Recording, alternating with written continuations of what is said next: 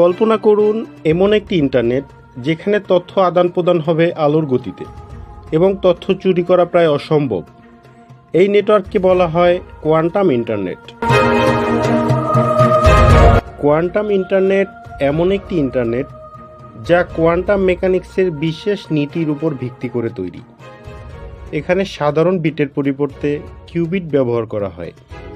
Cubit এমন একটি তথ্যের একক যা একই সাথে 0 এবং 1 হতে পারে।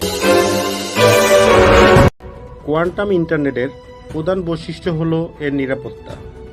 এতে তথ্য চুরি প্রায় অসম্ভব। কোয়ান্টাম টেলিপোর্টেশন নামের একটি বিশেষ প্রযুক্তির সাহায্যে তথ্য এক স্থান থেকে অন্য স্থানে দ্রুত স্থানান্তর করে।